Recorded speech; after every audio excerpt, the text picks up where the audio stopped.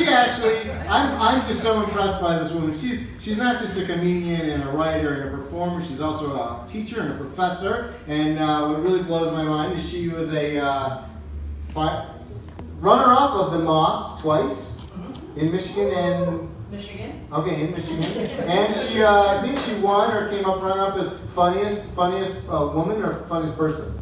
Person, okay. I didn't mean to be gender specific on that. In Michigan, right? Yes. Wow, that's amazing. So, all right, there's her street cred. She's very funny. She's done a bunch of my shows. She's back. Catye Palomino.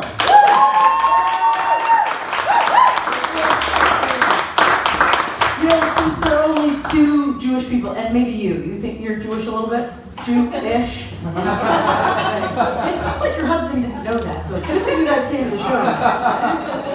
No, I would never, this isn't a joke, but I was thinking about this, and I don't know why I haven't told Larry this before, but I remember when I was a kid, the Jewel Osco where I grew up, all of the lights were burned out once except the JEW. And I was very uncomfortable with that. Which Jewel was it? It was in Normal, right on Main Street. I worked at that Jewel. That's why it said Jew? I must have been one of my shifts. That's right, you were there. Anyway, so I'm still like, every time I drive by it, I'm like, Anyway, I was just in the bathroom, this is true also, I was just in the bathroom, and I was thinking, I put my hands under the faucet, and it's not automatic. And I was thinking how much of my life I've wasted waiting for the water to come on or the soap.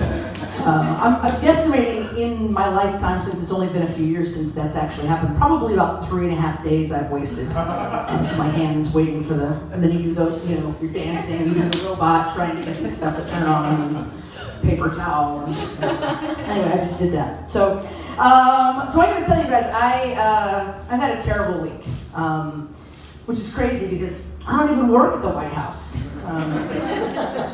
It's been rough. I'm not gonna lie. I still, all of this time in, honestly, I have a hard time calling Donald Trump the president. I have a hard time with that. So I usually just refer to him as number 45, and sometimes douchebag. Sometimes blowhard. I like to blowhard. No, honestly, I'm really tired of number 45. Talking about how he's number 1, mostly because he's full of number 2. Yeah, I think it's interesting with all of this investigating that's going on. Who knows what they're going to find out when they finish, if they ever finish, but wouldn't it be interesting if they found out that Donald Trump also had an affair with Monica Lewinsky? Nobody'd see that coming, right? But what if Robert Mueller found out that Donald Trump was the brains behind the Benghazi operation? Ha ha ha! Or what if he found out that Trump was the brains behind any operation? That would also be shocking to me. If nothing else, I'll be honest, if nothing else, I hope Robert Mueller can finally put to rest for all of us the question of who let the dogs out. That's what I'm hoping for. There's talk right now whether or not Trump is actually going to testify with Robert Mueller, and people are concerned, people who support him and his lawyers, of course, that he might lie under oath. They're concerned about this, naturally, because this is not their first rodeo, right? I was thinking about the idea of not your first rodeo. When you say it's not my first rodeo, we obviously know that means I've had this experience before, right? So if I say, my friend's gonna be late, this is not my first rodeo. But I was thinking if you just change those words slightly, it doesn't quite mean the same thing. For example, if I said, my friend's gonna be late, it's not my first rodeo. People know what I mean, but if I said, my friend's gonna be late, I've been to lots of rodeos. Suddenly, people are wondering why we're talking about rodeos. Try it sometime. I recently had an opportunity to be the entertainment at an alumni event for the high school that I attended. I was flattered to get to go back to the school where I went and perform for a lot of people I've known most of my life, and especially some of my former teachers. And it was a perfect opportunity to prove to my teachers, as I tried to as a kid, to prove to them that telling jokes has been much more useful in my life in the long run than trigonometry. Right? I can't honestly say I've ever used trigonometry, even when I was in the class. It wasn't the first time I've told jokes in that school building, though. It was the first time I told jokes without being asked to leave class. So it was a little empowering. You know, when you're in high school, I was thinking about this. If you are a freshman and you date even a sophomore, scandalous. Right? So let alone like a senior. Oh my gosh, that is drama. But obviously, when you graduate from high school, it's really not that big of a deal. You're pretty much all the same age, right? You're the same age. Which is why I think it's interesting that the person I last dated was 15 years younger than me. And other people thought that was weird, that 15-year difference. And it wasn't weird for us. We broke up for other reasons than the 15-year age difference. But I was thinking it's not really that big deal. The only time that like a 15-year age difference would really be a problem is if you are 15 and you're dating someone 15 years younger. That's creepy. Illegal, some might say illegal. So recently I was at the mall with my boyfriend, and we went shopping, and yeah, thanks Larry. I'm actually gay.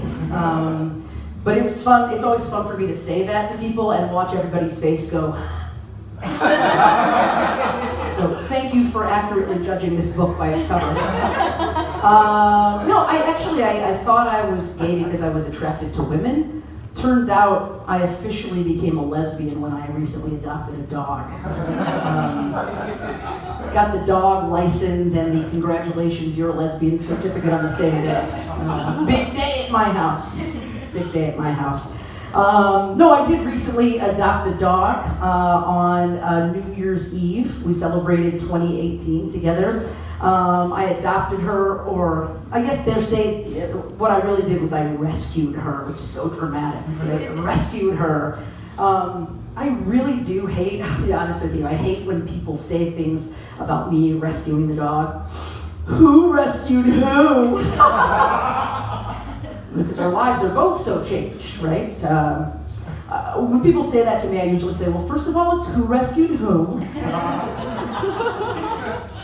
And second of all, until she starts paying the bills and doing her own laundry, I'll assume the role of rescuer. Right?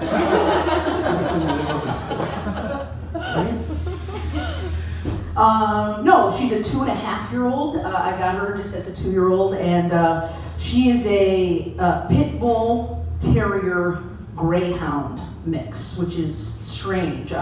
Recently someone asked me what kind of dog I had, and I actually said, and I keep getting this in my head, I actually said she is a pit bull terrier groundhog mix, which is not true. But I keep saying that, and now I'm so conscientious of don't say groundhog, and of course I say groundhog. The point of telling you all that is that she is of mixed race. She is of mixed race. I sat down with her. I told her not to be conscientious or too sensitive about being of mixed race. I told her pretty much everybody in this country anymore is of mixed race, right? In fact, I told her, I took her paw and I said, now listen, it is nearly impossible to find a purebred American anymore. I mean, just ask the Republican Party. We can't find one either. Anyway, I wasn't sure, to be honest, what kind of dog I wanted to get, but I definitely knew what I didn't want to get, right? I definitely knew that I didn't want a lab. My only experience with a lab is my cousin's lab, and he has a meth lab. Not for me. I knew that I didn't want a German Shepherd or an Irish Setter. Honestly, with the climate of our country, I didn't want to risk them getting deported. Selfishly, I didn't want to carry their passports around either. I knew I didn't want a bloodhound because I don't want to be up worrying all night when they were out solving crimes.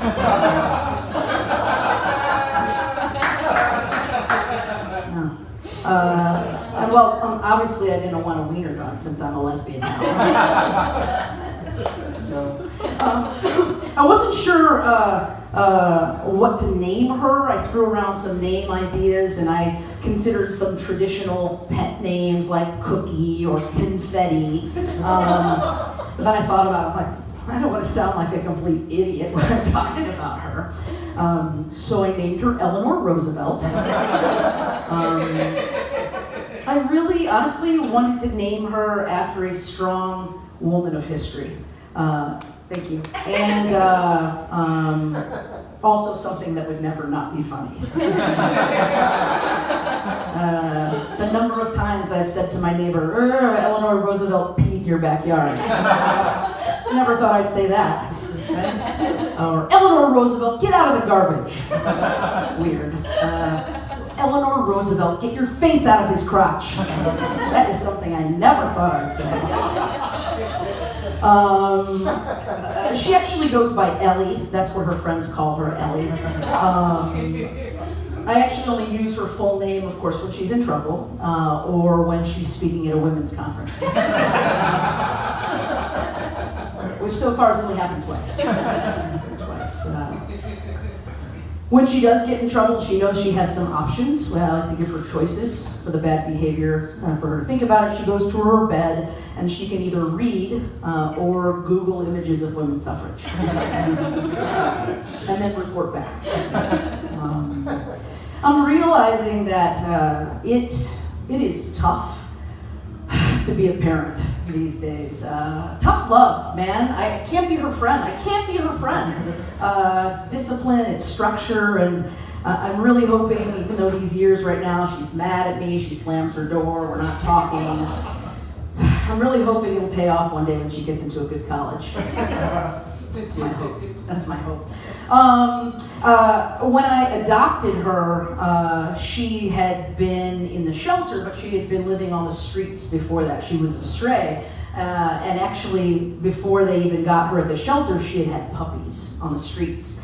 I don't know a lot about her background, but I'm pretty sure it wasn't consensual. Hashtag her too.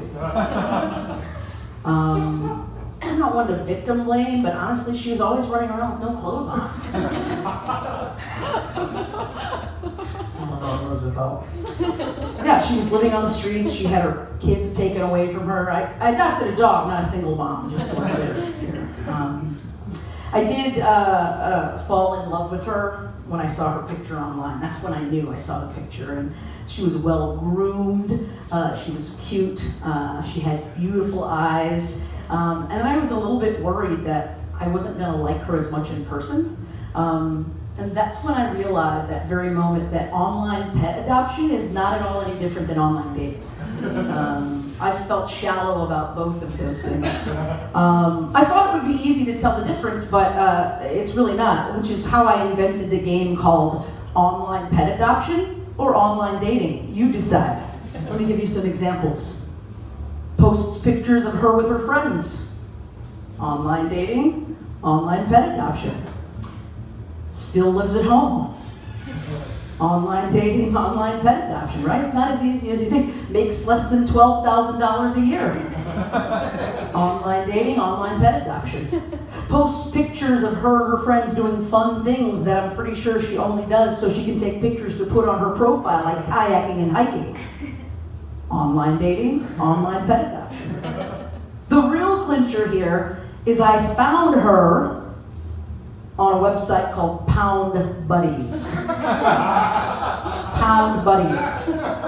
Now I'll tell you, that is the website where I found the dog. And I thought, really? Pound Buddies? And then I thought, some entrepreneur better be paying attention because move over Tinder, there's a new hookup app, and it is called Pound Buddies, right? I'm pretty pumped up.